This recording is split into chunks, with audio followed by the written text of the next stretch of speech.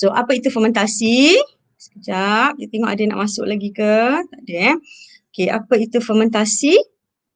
Baik, bila sebut tentang fermentasi, di fermentasi ni, dia juga adalah proses penguraian glukosa.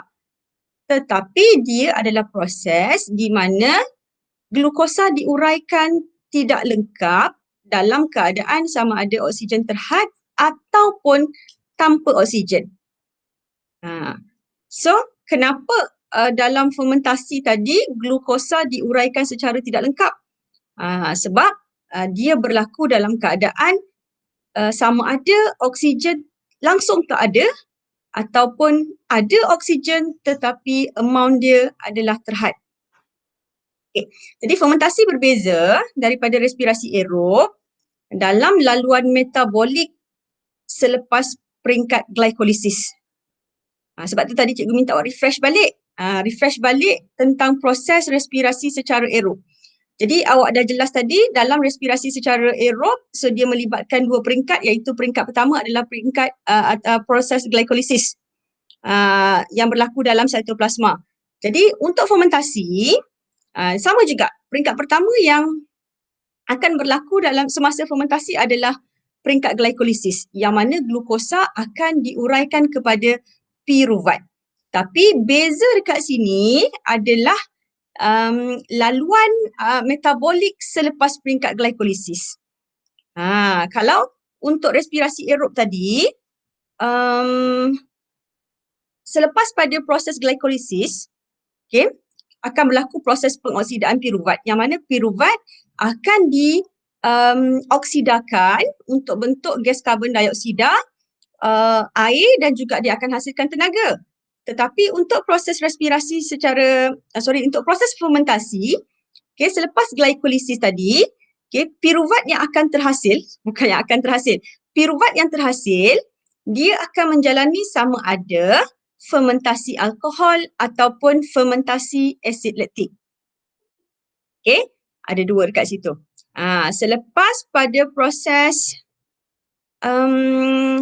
glikolisis, maka kita tengok laluan metabolik untuk proses seterusnya tu dah berbeza.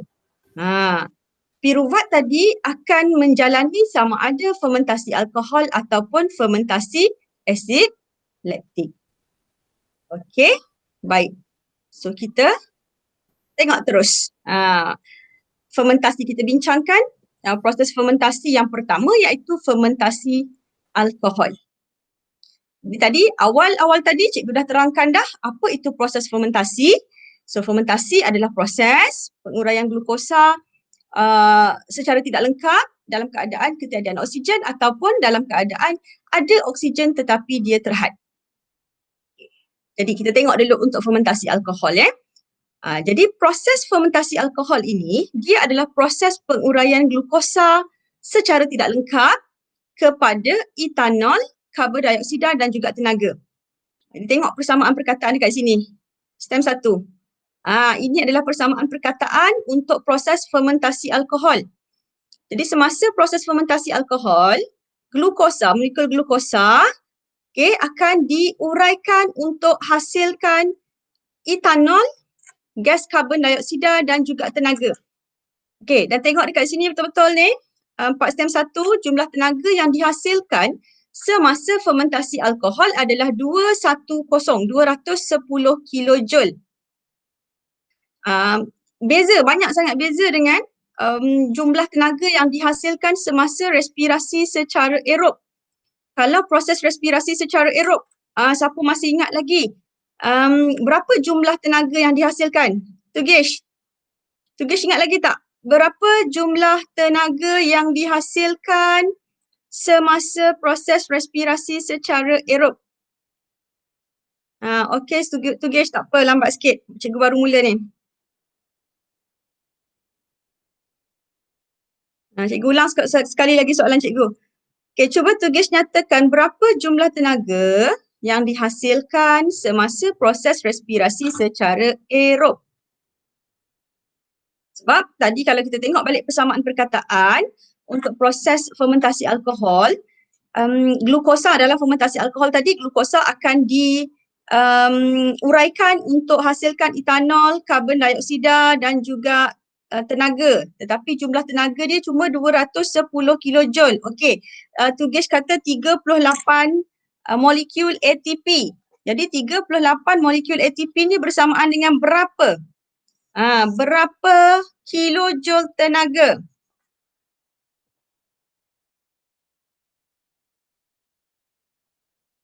Tugesh. 289. Okey, Khairisa. Very good, Khairisa. So, 2898 kilojoule. Jadi, kalau kita tengok dekat sini, beza dia sangat besar. Beza dia besar. Kalau fermentasi alkohol tadi 210 kilojoule sahaja tenaga. Tetapi untuk proses respirasi secara aerob yang kita dah bincang minggu lepas, jumlah tenaga yang dihasilkan adalah sangat besar. 2898 kilojoule. Jadi, kenapa ada wujud perbezaan yang sangat besar dari segi jumlah penghasilan tenaga? Sebab apa?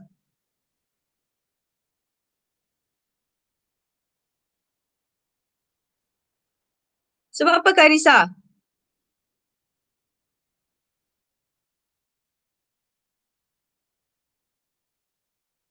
Sebab sebab apa? Semua pagi-pagi ni lambat sikit awak punya speed nak fikir. Sebab kurang oksigen. Bukan sebab kurang oksigen. Sebab, Karisa, sebab dalam fermentasi, jumlah tenaga yang dihasilkan itu sangat sedikit. Sebab glukosa diuraikan secara tidak lengkap. Okay, glukosa diuraikan secara tidak lengkap disebabkan oleh kurang ataupun tiada oksigen. Tapi kalau proses respirasi secara aerob, kenapa jumlah tenaga yang dihasilkan ni sangat banyak? 2898 kilojoule tenaga ni. Sebab glukosa diuraikan dengan lengkap apabila adanya kehadiran oksigen. Okey, jelas ya? Baik, kita teruskan. Kita sambung balik tengok dekat sini. Jadi dua contoh untuk fermentasi alkohol dekat sini dalam textbook awak dia ada bagi dua contoh. So yang pertama sekali adalah fermentasi yang berlaku pada yeast. Okay. Dan yang kedua adalah fermentasi yang berlaku pada tumbuhan. Okay. Kita tengok contoh yang pertama. Okay. Fermentasi yang berlaku pada yeast. Jadi kalau kita tengok dalam industri makanan, jadi yeast ni banyak digunakan especially dalam pembuatan roti dan juga minuman beralkohol. Contohnya wine kan.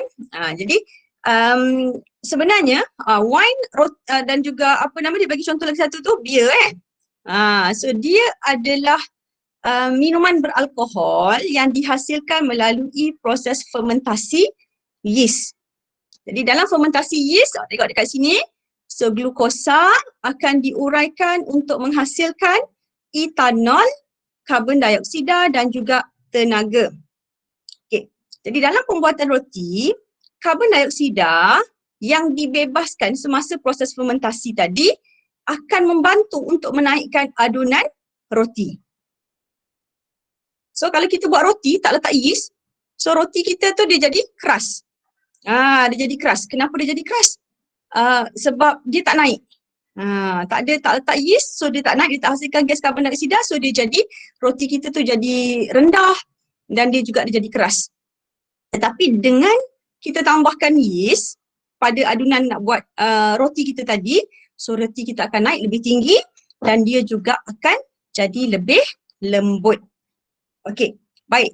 Contoh yang kedua adalah fermentasi yang berlaku pada tanaman pokok padi. Pokok padi Jadi pokok padi ni dia tumbuh dekat kawasan berair. Yang mana bila dia tumbuh dekat kawasan berair, so kita tengok dekat bahagian akar dia tu, dia akan tenggelam. Bahagian akar dan juga kita kata suku ataupun separuh daripada bahagian pokok padi tadi, dia akan tenggelam dalam air. Jadi maksudnya dekat sini dia tumbuh dalam keadaan kekurangan oksigen. Jadi bila dia berada dalam keadaan kekurangan oksigen, maka pokok padi tadi akan berupaya, dia ada kebolehan untuk menjalankan proses fermentasi alkohol. Maksudnya dekat sini, pokok padi tadi dia berkeupayaan untuk menjalankan proses respirasi secara anaerob. Anaerob ni maksudnya proses respirasi yang berlaku tanpa ataupun kekurangan oksigen. Jadi etanol yang dihasilkan dalam tisu semasa proses fermentasi yang berlaku pada pokok padi tadi adalah toksik kepada kebanyakan tumbuhan, tetapi sel pokok padi tadi dia mempunyai toleransi yang sangat tinggi terhadap etanol berbanding dengan spesies-spesies tumbuhan yang lain. Okay. Sebab tu kalau tengok bila banjir, so dia akan menyebabkan kebanyakan tumbuhan ni dia bahagian batang dan juga akar dia akan tenggelam dalam air. Jadi kita tengok bila kalau banjir tu berlaku selama beberapa hari, pokok tadi tenggelam dalam air, pokok tadi tak mati. Kenapa dia tak mati? Sebab dia masih lagi boleh menjalankan proses respirasi secara anaerob. Okey, dia masih lagi boleh berespirasi secara anaerob melalui proses fermentasi alkohol. Tapi yang specialnya pokok padi ni, ni yang poin yang cikgu sebut tadi ni, dia mempunyai, sel dia mempunyai toleransi yang sangat tinggi terhadap etanol. Okay, jadi pokok padi akan hasilkan sejenis enzim iaitu alkohol dehydrogenase yang mana dia akan uraikan molekul etanol yang terhasil tadi kepada bentuk karbon dioksida yang tidak toksik. Tapi kebanyakan tumbuhan lain, dia tidak mempunyai toleransi yang tinggi terhadap etanol. Sebab tu kalau pokok ni yang tak biasa hidup dalam keadaan berair, kalau lama-lama sangat, dia tenggelam dia punya, bila berlaku banjir ke apa ke, dia tenggelam dalam air, so dia akan mula menjalankan proses respirasi secara anaerob melalui fermentasi alkohol. So kita tengok nanti lama-lama dia akan mati. Kenapa dia mati? Sebab dia tidak mempunyai toleransi yang tinggi terhadap etanol. Okey, jelas? Ada soalan? Okey, ada soalan?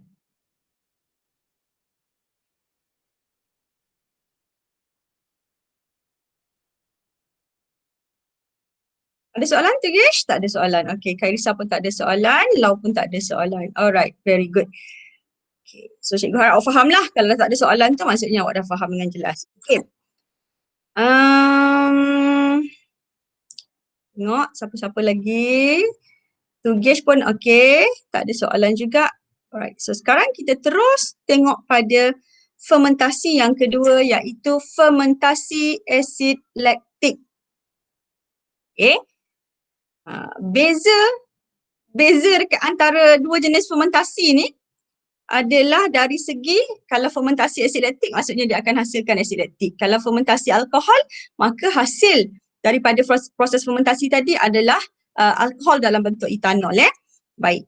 Jadi untuk fermentasi asid laktik ini adalah proses penguraian glukosa kepada asid laktik dan juga tenaga. Okey. Glukosa diuraikan kepada asid laktik dan juga tenaga. Okay, rujuk tengok baik pada persamaan perkataan dekat sini. Okay, glukosa, anak panah ni menunjukkan bermaksud berlakulah tindak balas kimia dekat sini. Maka glukosa akan diuraikan kepada asid laktik dan juga tenaga. Baik, siapa dekat sini ada maklumat? Maklumat yang boleh dikongsikan bersama-sama dengan cikgu dan rakan-rakan yang lain pada pagi ni. So, untuk fermentasi asid laktik, berapakah jumlah tenaga yang dihasilkan? Tadi fermentasi etanol dihasilkan 210 kilojoule tenaga. Kalau fermentasi asid laktik pula, berapa jumlah tenaga yang dihasilkan?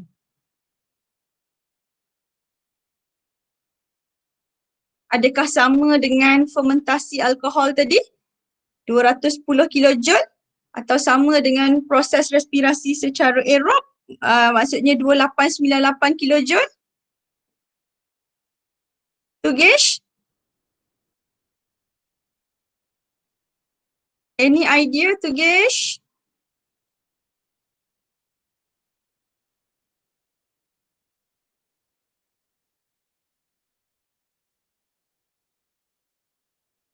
Masih cari. Cepat. Buka. Tengok dalam buku teks ada ke maklumat tu? Tambahan tu. Ah, apa maksud tu, Gesh? Repeat soalan. Okey. Soalan cikgu. Tu Gesh kata tak dengar tadi Okey, soalan cikgu.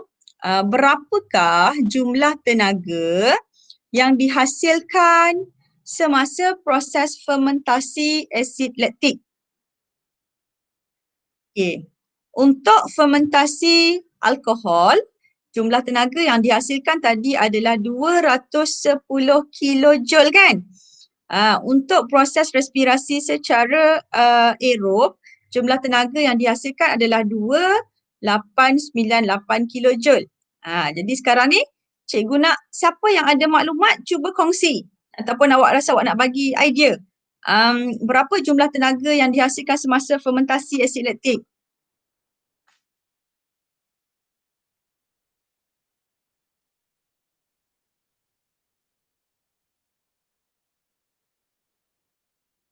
Boleh dengar kan tu Gish? Soalan cikgu tadi.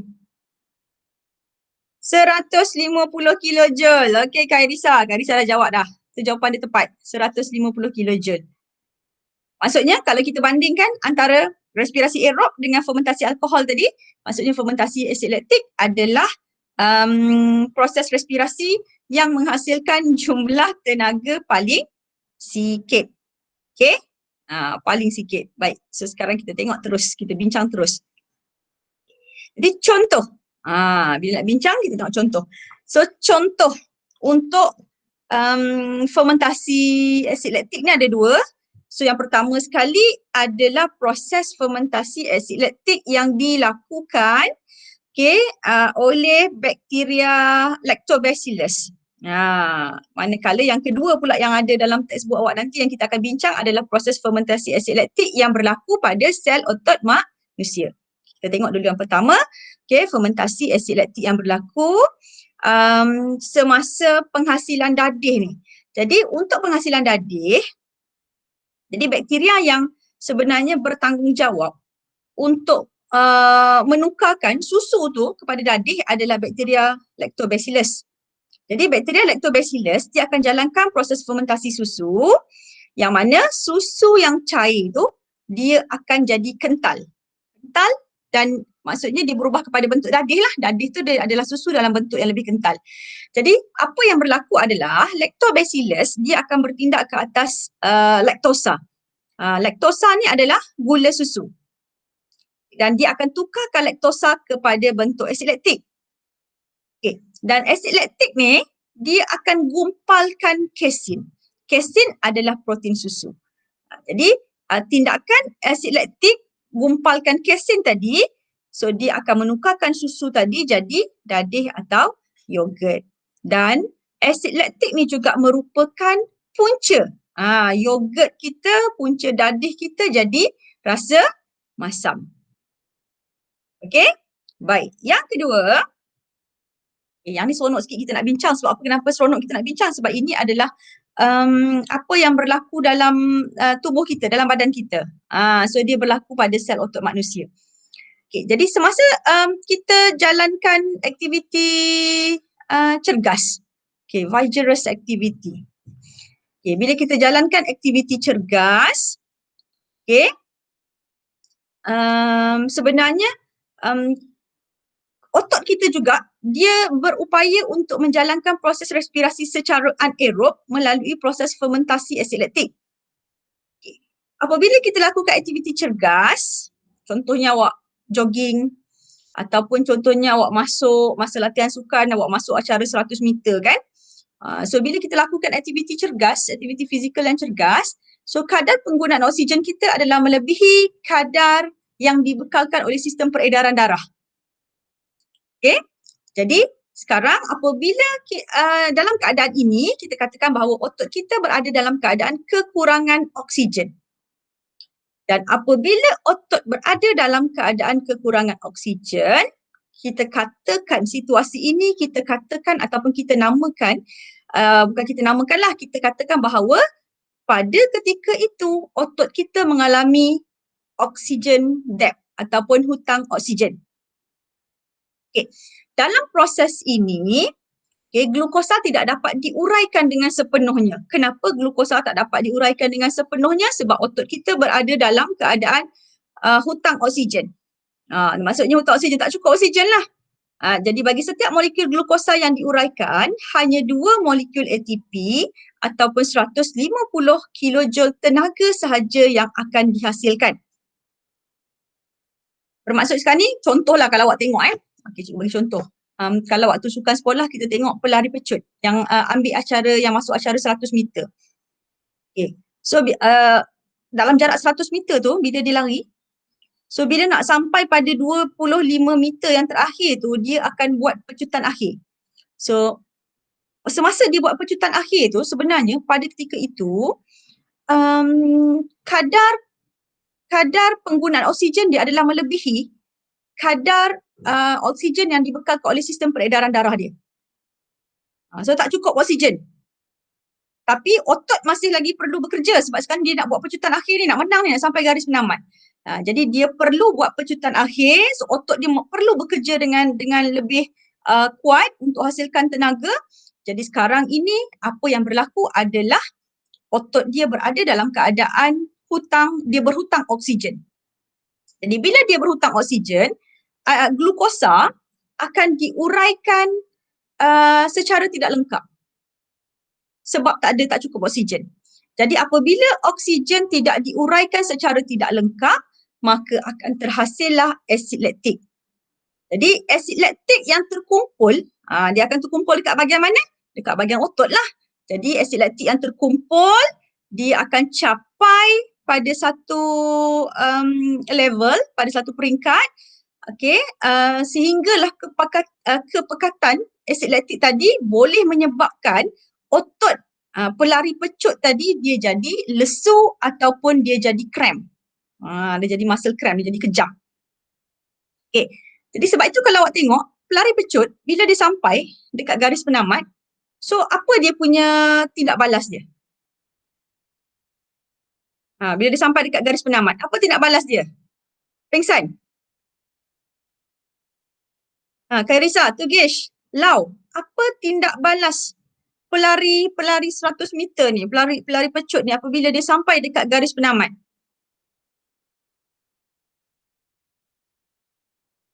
Badan dia jadi lemah. Badan dia tak jadi lemah. Apa yang berlaku adalah dia nak berhenti. Bukan dia berhenti. Kalau kita tengok, dia punya respon yang pertama sekali bila sampai kat garis penamat, dia akan gasping for air.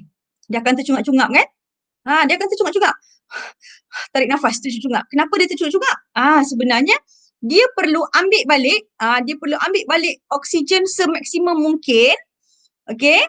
Tujuan dia adalah untuk uraikan balik. Nak uraikan balik ataupun nak oksidakan balik asid laktik yang dah terkumpul dekat bahagian otot tadi.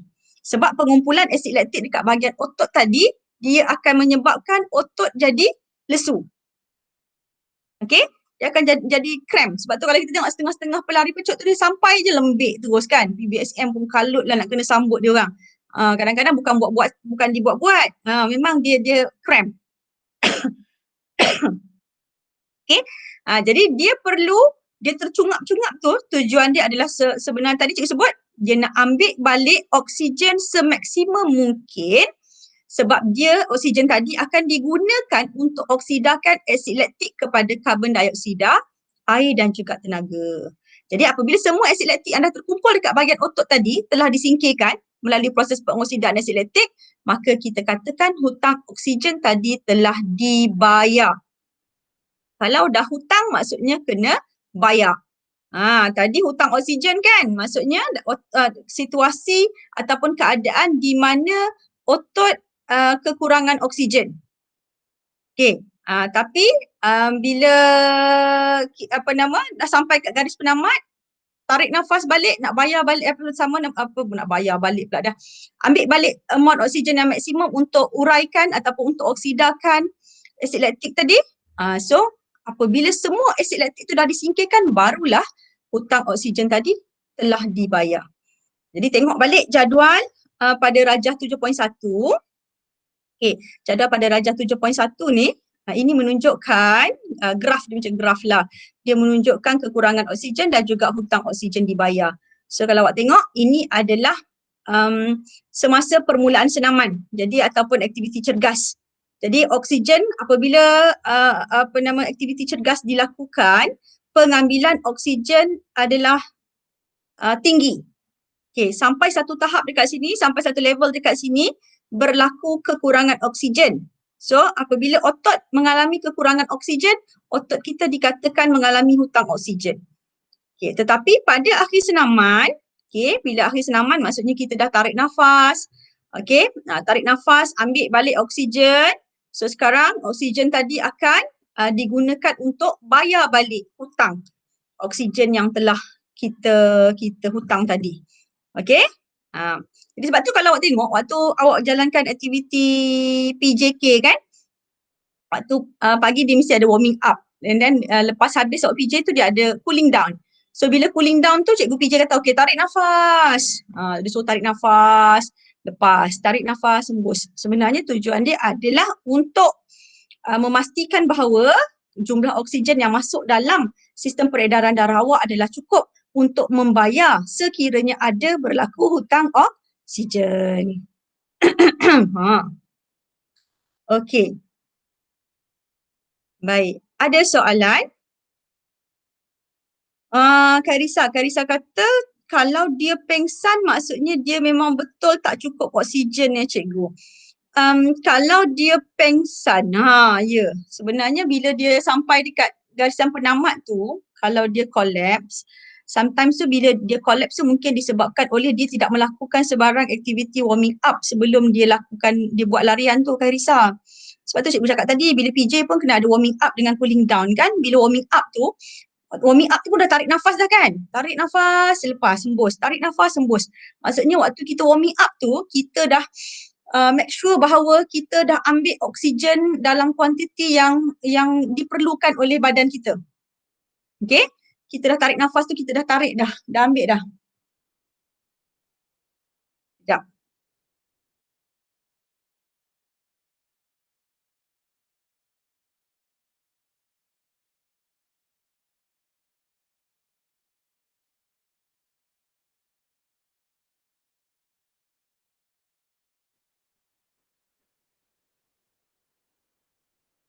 Okay. So tu cikgu cakap ada situasi-situasi tertentu tu dia pengsan tu mungkin sebab dia punya muscle cramp, dia punya otot dia dah cramp, disebabkan oleh dia tidak cukup warming up sebelum dia jalankan aktiviti. So tak cukup warming up maksudnya dia punya otot tidak bersedia dengan jumlah oksigen yang cukup sebelum dia jalankan aktiviti cergas. Okey Kak Risa, adakah cikgu menjawab soalan Kak Risa tu?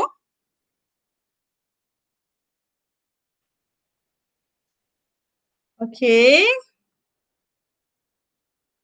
Habis untuk proses respirasi, proses fermentasi. Sekejap ada satu lagi yang cikgu nak share dengan awak juga hari ni. Okay, sekarang awak tengok dalam buku teks awak muka surat 120. Muka surat 120.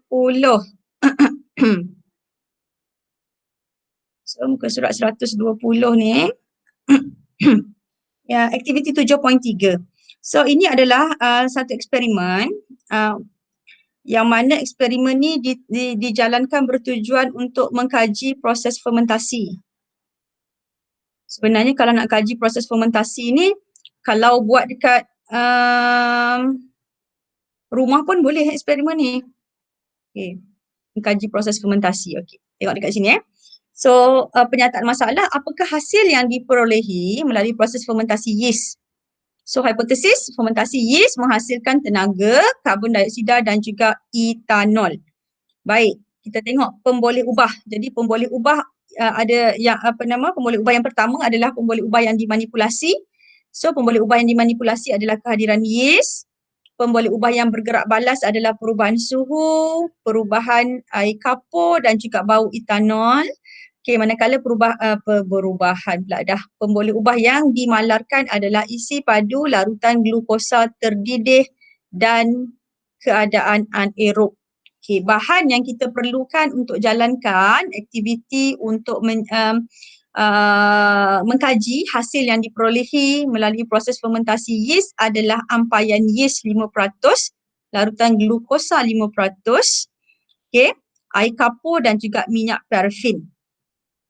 Okay, manakala radas, tengok dalam gambar rajah, so kita perlukan tabung didih, okay, kita perlukan tabung uji, okay, termometer, okay, silinder penyukat untuk kita ukur berapa isi padu larutan yang kita nak gunakan, okay, tiup pengantar, ni tiup pengantar dan juga penutup gabus. Okay, jadi kalau awak tengok dalam buku teks awak ni, macam mana kita susun radas kita, so kita akan susun radas kita akan sediakan 2 set. Okay. So set yang kedua ni dia bertindak sebagai radas kawalan. Jadi kalau awak tengok dalam set yang pertama, tabung didih ni, tabung didih diisi dengan 15 ml larutan glukosa 5%. Okay, kemudian tambahkan 5% ampaian yeast dalam tabung didih yang kita dah masukkan ampaian kanji tadi. Ampaian kanji pula dah masukkan larutan glukosa tadi. Okay. So kemudian kita tambahkan minyak parafin. Okay. Untuk set B, set yang kedua ni yang cikgu cakap tadi dia bertindak sebagai radas kawalan. So kita masukkan larutan glukosa 5%. Tetapi dalam set B ni kita tak masukkan dengan ampaian yeast. Okay. Kita tak masukkan 5 ml ampaian yeast. Kemudian sama juga macam set A tadi, so kita tuangkan sedikit minyak parafin. Kemudian kita tutup dua-dua tabung didih ni dengan gunakan gabus. Kemudian dekat gabus ni dah disambungkan dengan tiup pengantar. Hujung satu lagi tiup pengantar ni kita akan masukkan dan kita make sure hujung satu lagi tiup pengantar ni dia dicelupkan. Dia tercelup dalam tabung uji yang berisi dengan air kapur. Okay. Kemudian kita biarkan je radas kita ni selama 1 jam. Okay. Cuma dekat sini kalau awak tengok prosedur nombor 7, dia minta awak ukur dan rekod suhu awal dan suhu akhir untuk kedua-dua tabung didih berlabel A dan juga berlabel B ni. Kemudian selepas 1 jam tu kita akan buat pemerhatian dan kita akan catatkan pemerhatian kita dalam jadual. So apa pemerhatian yang perlu kita rekodkan? Yang pertama sekali kalau awak tengok dalam jadual, tadi kita perlu rekodkan suhu awal dan juga suhu akhir eksperimen. Yang kedua kita perlu rekodkan perubahan pada air kapur. Dan yang ketiga, kita perlu rekodkan bau larutan. Okey. Sebab apa kita kena rekodkan? Ada 3 benda yang kita kena rekodkan dekat sini. Suhu, perubahan air kapur dan juga bau larutan. Sebab kita tengok balik, ini adalah proses fermentasi alkohol. Sebab kita gunakan yeast kan? Bila gunakan yeast, so yeast dia berespirasi secara anaerob melalui fermentasi alkohol. Tengok balik dekat atas tadi, persamaan perkataan tadi. Untuk fermentasi alkohol, okay, jadi glukosa dalam fermentasi alkohol, glukosa akan diuraikan kepada etanol, karbon dioksida dan juga tenaga. Jadi, kegunaan air kapur tu yang pertama sekali dalam tabel, rujuk balik dalam tabel tadi. So dalam tabel tadi kita akan rekodkan yang pertama sekali suhu. Suhu awal, suhu akhir. So kita nak tengok. Kalau kita tengok antara set A dengan set B ni, yang mana satu akan bagi nak buat online eksperimen. Ya, cikgu sebenarnya tengah plan sekarang ni nak suruh awak buat eksperimen dekat rumah dan awak perlu rekodkan. Awak perlu rekodkan dalam bentuk video lah. Okay, macam mana awak jalankan eksperimen tu. Cuma sekarang cikgu nak terangkan dulu. Tu guys. Okay. Jadi sekarang kat mana kita tadi? Okay. So bila kita rekodkan suhu dekat sini, cikgu tanya soalan tadi sebenarnya. Antara set A dengan set B, yang mana satu akan berlaku proses fermentasi alkohol? Mana satu yang akan berlaku fermentasi alkohol? Dalam set A ke dalam set B?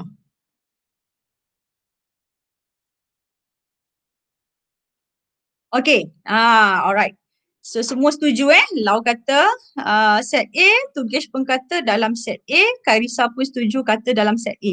Kenapa? Sebab dalam set A sahaja yang ada kehadiran yeast. Dalam set B tidak ada kehadiran yeast. Fermentasi alkohol dia berlaku jika ada kehadiran yeast.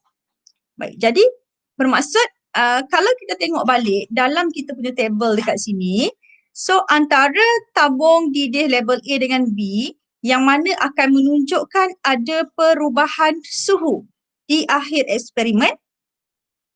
So of course lah dalam tabung uji berlabel A.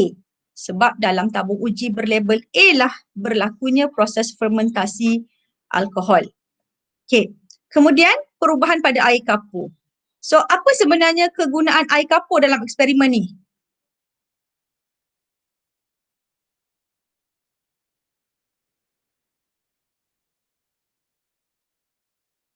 Air kapur tu apa sebenarnya fungsi dia?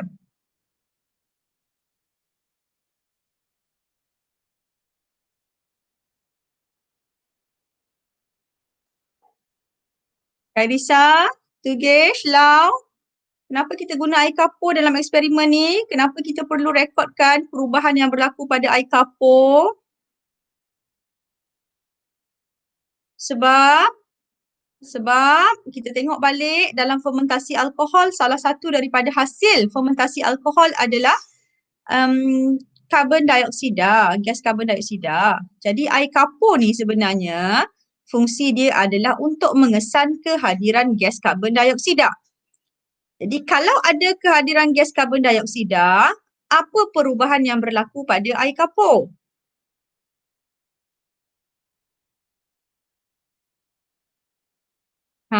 Krik-krik lagi, senyap lagi. Kalau ada kehadiran karbon dioksida, very good to gauge the water, the lime water will become cloudy ataupun milky. Dia akan jadi keruh. Okay? Yes, dia akan jadi keruh. Jadi bermaksud sekarang ni antara set A dengan set B, tak apa tu gauge, it's okay. So antara set A dengan set B, yang mana satu yang air kapur dia akan berubah jadi keruh? So of course lah, air kapur dalam set A. Air kapur dalam set B tidak akan berubah jadi keruh sebab dalam set B tadi kita dah tahu dah yang ada dalam tabung didih cuma kita punya glukosa sahaja. Tidak ada kehadiran ampaian yeast. Tak ada kehadiran yeast Okay. Then last kali adalah kita perlu juga rekodkan apa bau larutan. Okay, kat sini maksudnya nanti selepas 1 jam tu kita akan buka gabus ni. Kita buka gabus ni and then kita akan hidu. Kita akan hidu, kita nak cuba detect apakah bau larutan yang ada dalam tabung uji tu selepas 1 jam. Jadi selepas 1 jam kita dapati sebab kalau etanol dihasilkan, etanol ni dia ada bau kan? Dia ada bau, kita panggil bau tengik ataupun bau tajam.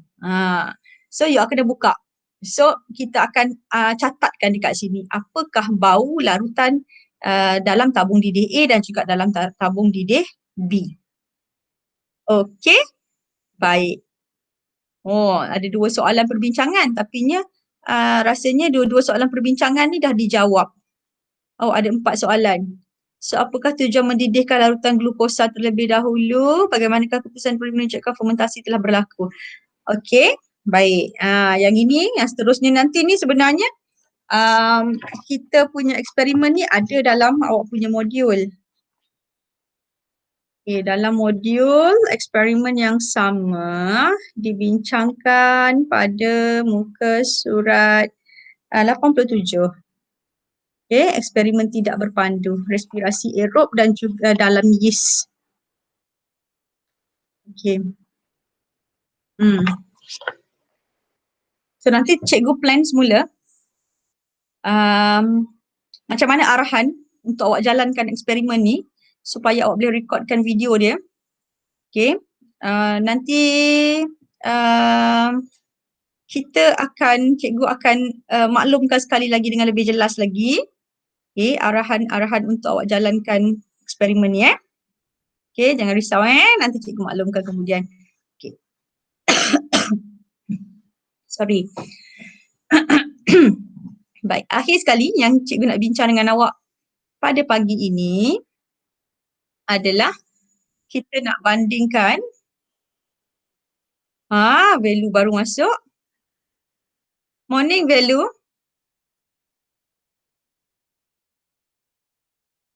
Okay, sekejap lagi. 5 minit. Value. Morning. Lau kata tak ada bahan. Okay. Tak apa, nanti cikgu bagi idea dia. Sebenarnya kalau nak buat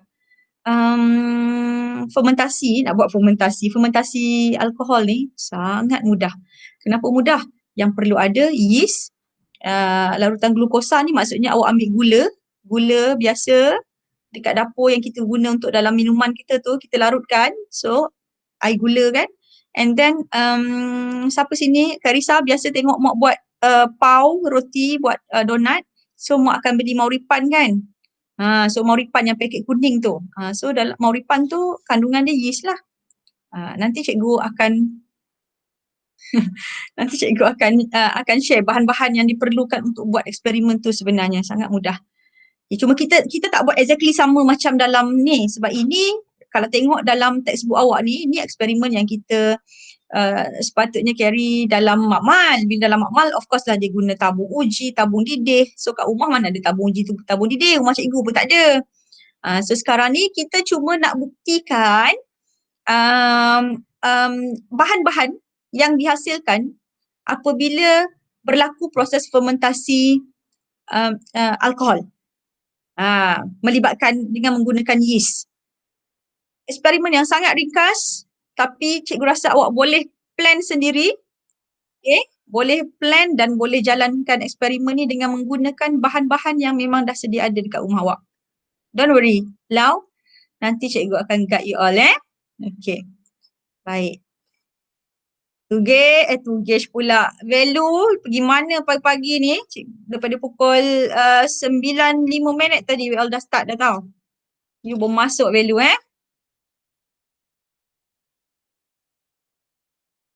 Okay. Value nak ni. Sorry. Bangun lambat. Kalau kat sekolah value every morning 7:30 you already arrive at school, isn't it? Saya pun lupa cikgu hari ni ada kelas. Okay, so next week tak boleh lupa dah. Next week pun kita buat pagi juga. Cara lupa. Okay. Tak boleh lupa dah. Okay. Baik. So tengok dalam textbook awak. Last kali kita nak bincang pagi ni adalah perbandingan antara respirasi aerob dengan fermentasi. So kita nak banding beza. Okay.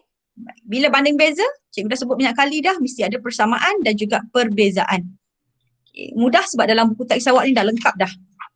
Alright. So sekarang kita tengok dulu persamaan antara respirasi aerob dan juga fermentasi. Baik, dari segi persamaan, ada disenaraikan 5 persamaan antara respirasi aerob dan juga fermentasi. Yang pertama sekali, kedua-dua, respirasi aerob dan juga fermentasi, dia adalah proses penguraian glukosa dan penukaran kepada tenaga kimia. Maksudnya, glukosa diuraikan dan ditukarkan kepada bentuk tenaga kimia. Okay, yang kedua, persamaan yang kedua, kedua-dua proses respirasi secara aerob dan juga fermentasi, dia bermula di cytoplasma. Cytoplasma maksudnya ini melibatkan proses pengoksidaan glukosa kepada piruvat.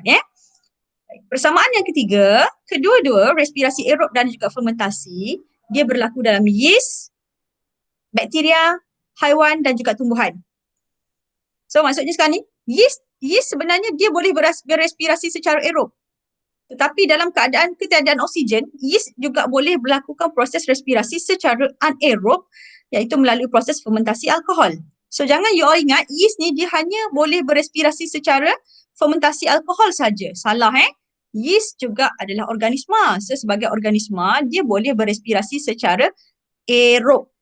Tapi specialnya dia apabila dalam keadaan kekurangan ataupun ketiadaan oksigen, maka dia boleh menjalankan proses respirasi secara anaerob. Okay. Dan yang keempat, okay, kedua-dua proses respirasi aerob dan juga fermentasi, dia menghasilkan tenaga kimia dalam bentuk ATP. Okay. Cuma bezanya nanti kita tengok Right. Dan yang terakhir sekali, persamaan antara respirasi aerob dan juga fermentasi. So, proses bermula dengan glikolisis apabila glukosa ditukarkan kepada piruvat. Okey. Ini persamaan. So, ada 5 persamaan. Now, kita tengok pula perbezaan. Okey, perbezaan yang pertama. Okey, jadualnya. Okay. Untuk respirasi aerob, dia penguraian glukosa berlaku secara lengkap dengan kehadiran oksigen. Okay. Ini adalah respirasi aerob. Tetapi beza dia dengan fermentasi, proses penguraian glukosa berlaku secara tidak lengkap tanpa kehadiran oksigen atau dalam keadaan oksigen terhad. Okay, nampak Ini beza. Aerob, glukosa diuraikan lengkap, ada oksigen. Fermentasi, glukosa diuraikan secara tidak lengkap dan tidak ada oksigen ataupun oksigen ada tapi terhad. Okey, yang kedua, perbezaan yang kedua, respirasi aerob dia berlaku dalam sitoplasma dan juga mitokondrion. Tetapi untuk fermentasi dia berlaku hanya dalam sitoplasma sahaja.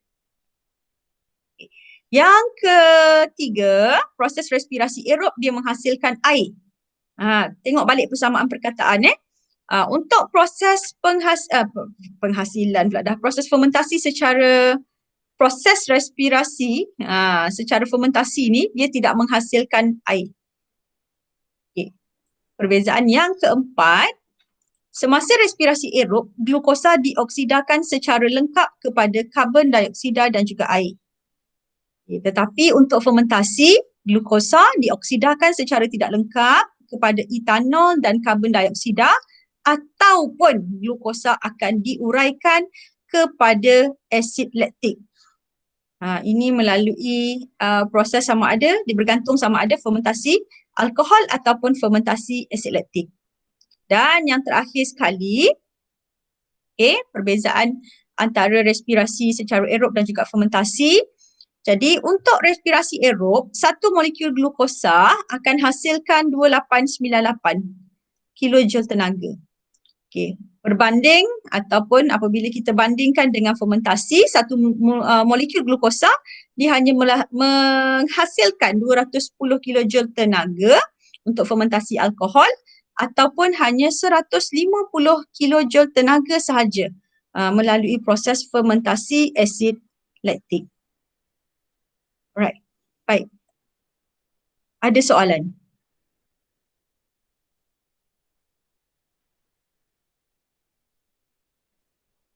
Ada soalan? You guys?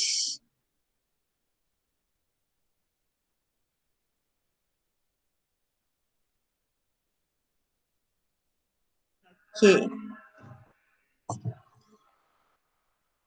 Baik, kalau tak ada soalan, cikgu rasa cukup untuk hari ini. Kelas kita hari ini macam yang cikgu value tak apa cikgu dah record tadi, nanti cikgu post mula. Kawan-kawan yang tak join pun kena tengok balik video. Sebab apa? Sebab cikgu tak akan ulang dah benda ni. Sebab bila dah cikgu dah record macam ni, so you all boleh refer je daripada video yang cikgu ni Okay.